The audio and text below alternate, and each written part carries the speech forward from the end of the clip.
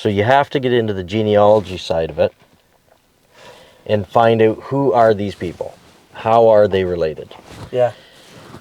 And yeah, check it with cemetery staff or something. Like, I'm sure they have a big map in their care that has every grave more labeled. precise labeling of where. Yes. So that way you can actually go to the exact site. And then in that case, whether there's a stone or not, well, that solves some questions in a hurry. But there's, judging by the names and stuff, okay, there is living descendants. Yes, and the flowers that are on both of those graves Yes, are... somebody's visiting. Yes. And okay, maybe one of those people can be questioned at some point. I mean, it's touchy, but Yeah. hey, you know what? I was doing some old research about this. I couldn't find the grave, or I found the site, but there was no stone or something. I don't know. People are funny, so you got to watch. Yeah, you never know, and I kind of have a couple of people that know all of these groups, and they've told me, most of them have passed on now. Even a lot of their kids led rough lives and have passed on, and I know who's kind of around, but I'm not entirely sure about her mom's name. I know that there was a Terry on that grave, so was that a sister, a brother? I don't know. But just from looking at the gravestones, they are definitely together. MacWilliam's on the top, and what was the name on the bottom? Cunningham. Yeah, so I don't know. Why do they all have Cunningham? Okay, so that's a mystery in itself. I don't know anything. I've never heard the name Cunningham.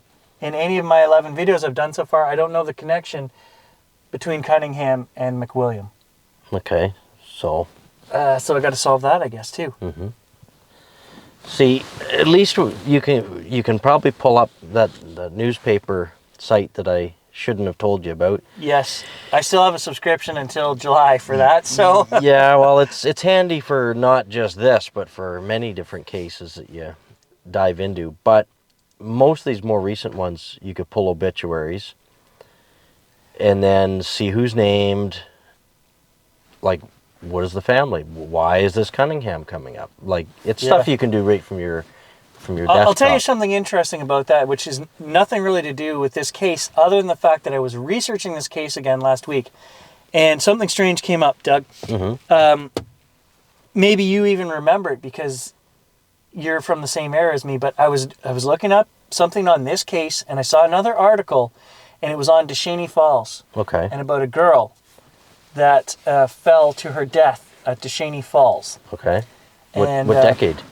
1990. So recently. Right when I started high school, she would have been the same age as me. And it was very tragic, very sad. And the strange thing that happened was I had a dream about it.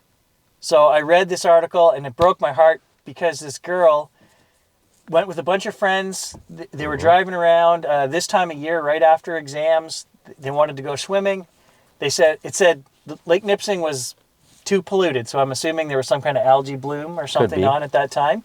Trout Lake was still too cold, so it's cold in the middle of August. So they went to Descheny Falls, a group of 5 or 6 of them, and the boys got up on this rock. There was an 8-foot deep pool. The boys were diving in, and 2 of the girls got up and decided they were going to do the same thing.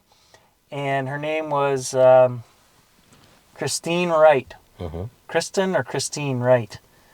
And she got up, she went to dive in, and she chickened out or went to stop herself, panicked, went over head first, didn't hit the water, hit the rocks, and basically... broke her neck or something. Well, she wasn't dead. They said her liver exploded.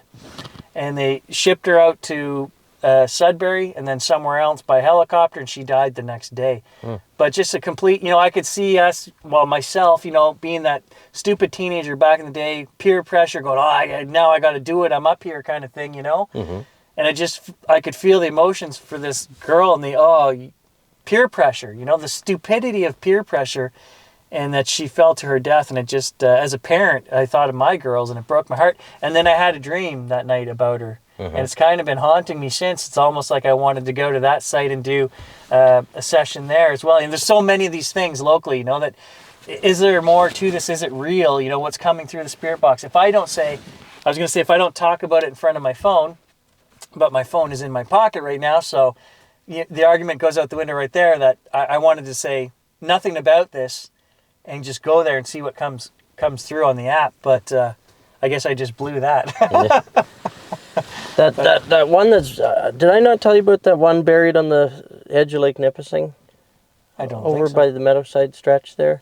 Nope. I never seen it, but there's a Voyageur that's buried along there. You did say something about Did a I? grave site, but Yeah, you and didn't- it's you all said in it might not be Latin. able to find it. Well, I don't know if it still exists. There was a tombstone of some sort because there was a guy who took a picture of it. or In something. Latin. Yeah, all the writing was in Latin or something. And it seems to me maybe the natives might have knocked him off or something. Like there was something Probably. around what had happened. But it was something cryptic on it about revenge, or it was something like that put on the stone.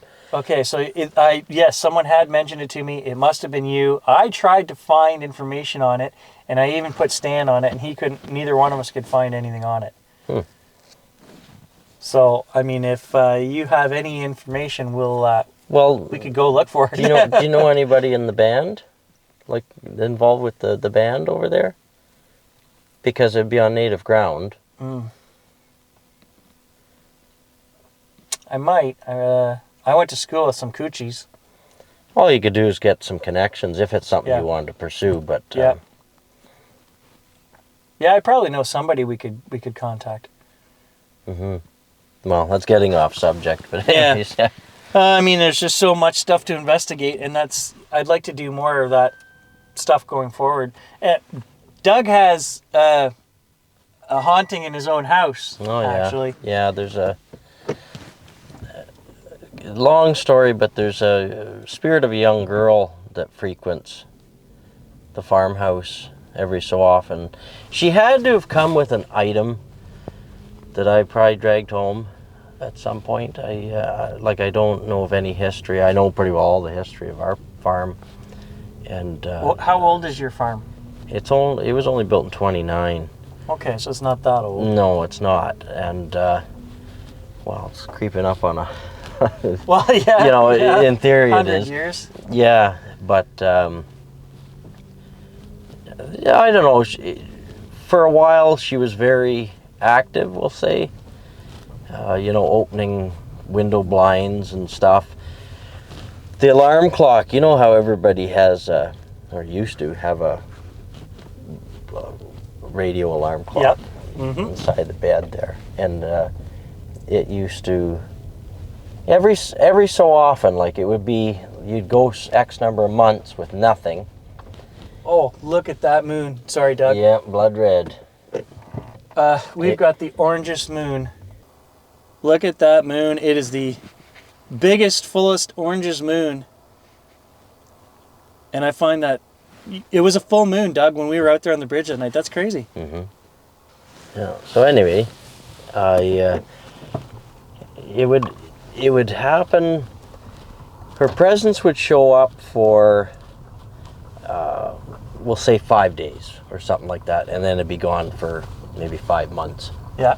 And then it would come back again. So there was the window blinds. You'd open those old Venetian blinds, or whatever they're called, and go upstairs an hour later, and they're the opposite way that you left them, opened or closed, and then with the alarm clock, the time would change. Okay, or it would be set to buzzer, and like it was a switch that you had to slide on them. So either the radio station was changed or the buzzer was on, and nobody used that buzzer. Like it was a sound right from the 80s that everybody remembers. Yeah. I had one of those. So you not only woke up, you had a stroke too in the process. Yeah.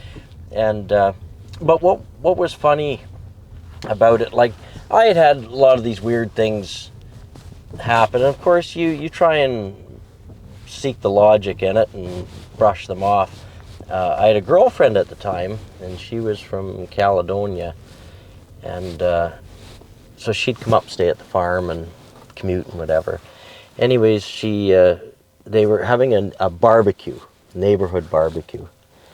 And a neighbor that she knew all those years was there, and he'd come over and was talking to her, and he was psychic of sorts, I guess, Oh, yeah? but she never knew that. It was not something that he advertised. And anyways, he said to her, can I talk to you type deal? And, oh yeah. And he started describing what was my farmhouse. That's weird. He described it right to a T, where the windows, where the doors, how it looked. I was on a little bit of a grade, like on a little bit of a hill. He described it in very good detail, and that there was a spirit of a young girl living in the house there. But all she wanted was to be recognized. And quite often, when these strange things occur, you just verbally, we're all doing good, whatever, like Acknowledge her, yeah. We don't know who you are, but we know you existed and lived, and then usually after that it goes away. And you were saying And recently the she's table, been back? Oh yeah, so she has not been around, I would say, for 5 years, and all the years I've been there, there was an alarm clock. It's the blinds, the table lamp. The table lamp would always start doing funky things. Either the light bulb would get unscrewed, Yeah, or it would crazy. turn on and off. And anyways, just recently, it's starting to turn on and off. Like the bulb is in there. Yeah. I've tightened it in. My wife has tightened it in. But when it starts happening, it's always vocalized, like, oh, well, the little girl's here again, whatever. Yeah. Anyways. Do your kids ever, you have young kids. Yes. Do they ever see anything or talk about anything? No, yes and no. You know how you can watch documentaries and stuff on children up until they're 5 years old? I've been watching some the last 2 weeks. That's why I asked. Past life stuff. And yes, that's what I've been watching. And the youngest one, she has come out with a few times how when she was a boy. Okay. And she kept saying, so you'd ask her questions and that, and it never changed, like, to the age she is now, like, and it was, okay, where did you live? And she kept saying at Canada House. Well, she was so young, like, she didn't even know what Canada was. Yeah. And so I haven't really researched it to see what was Canada House. You got me intrigued now, Doug. It's from the mind of a young person, so you don't know. You can't read into it too much. Yeah. But yeah, you take note and yeah. you know. If there was ever anything that clicked, though. Yeah. So you've watched a few of those documentaries? I've been watching them this week. Like where the reincarnation yes, stuff? It's pretty it was freaky. all reincarnation stuff. I found a new channel on YouTube. I think it's actually like a division of the History Channel, and they're uploading their stuff onto YouTube now, or the Learning Channel, one of those channels. And they have a whole series on there of kids that talk about, and they give very precise details. You know, I was in the war, I drove these planes, and I died on this. Or they have scars or things from all the same kinds person. of stuff. And I 100% believe that there's Well, there's another something. dimension. Well, it's funny you say that's because I played tennis with my good buddy Greg from grade 2, and we were talking about this, and I said the same thing. We were talking about deja vu yesterday, and I said, I almost feel like sometimes that I've lived this exact life. And he said, no, he says that's another dimension, dimensions, he says, where sometime we come close to the same events that have happened somewhere else, not necessarily here. And I thought, I never thought of it like that.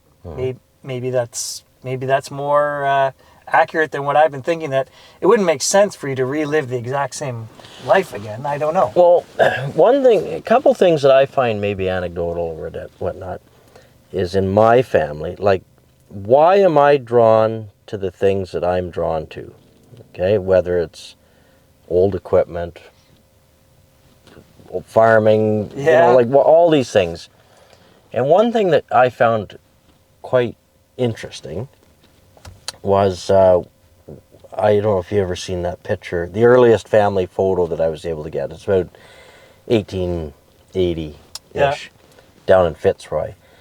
And so I don't think you showed me I that. kind of study some of this stuff, and anyways, I was really fortunate to get this picture. So it was when we came to Canada, and we had a little brick making thing, and there's a brick house, and I'm thinking, okay, well, it's kind of interesting how the house, the layout of the house, okay, and then when they moved to Powassan, I have some kind of photos of what the house looked like. Mm-hmm. And then one of the brothers, I've been in the house he lived in. I've been in my great-great-grandfather's house. And, of course, why was I so drawn to the house that I'm in now? Why did I want to live in that house so bad?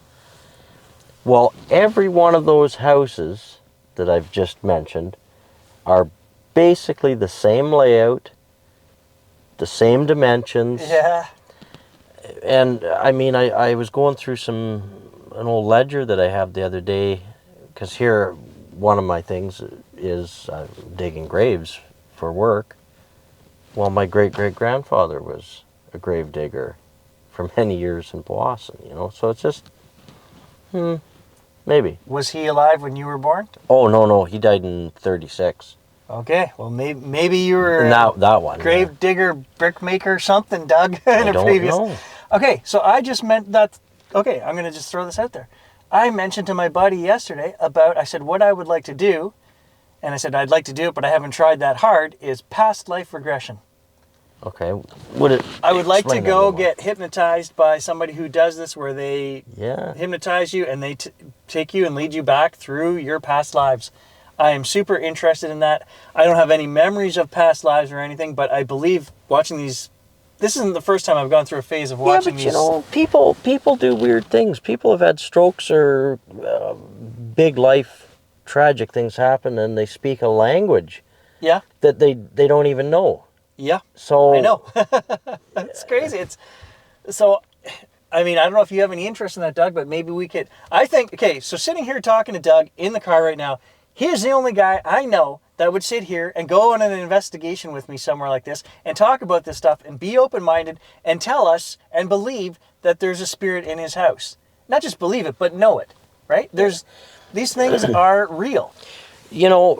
there is so many people that have had, we'll say, a paranormal experience. Mm-hmm. I'm not just saying ghosts. Yeah. That's a broad brush. But a paranormal experience. Most people do not talk about these things. No. Because everybody tries to rationalize it and shrug it off. Yep. But if you, I bet you in a group of 5 people, if you were sitting around the campfire or whatever, having a beer, shooting the shit, and you started talking about this, almost every person there, if they haven't had something happen themselves, they've had a cousin or a grandfather or somebody Yep. has had some experience,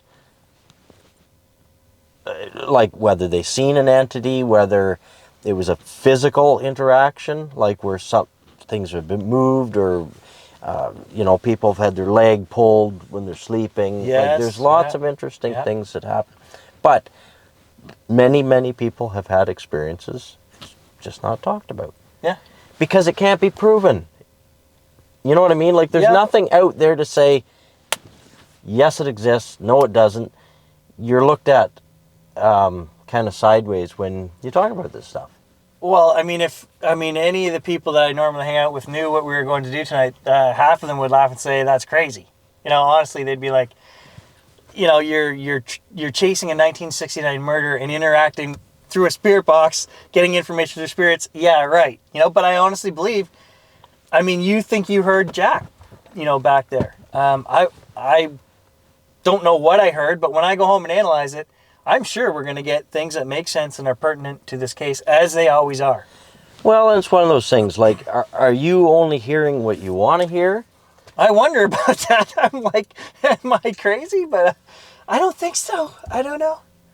Some of it, yeah, I think I get wrong, but quite clearly on that night at the bridge. It said Carol. You heard Carol. You heard Jack. And when I got home and analyzed it, that's what was there, you know? You know, yeah, you might get it wrong, but you got to remember, even a busted clock is right twice a day. Yeah. So, Anyway, where I'm going with this is, I don't think this is the last you guys have seen of Doug and I talking about. He's just the right kind of guy, and I'm trying to pull his leg. I know he's got so many things on his plate: kids, a farm, a job, a wife, you know, all these things, little kids.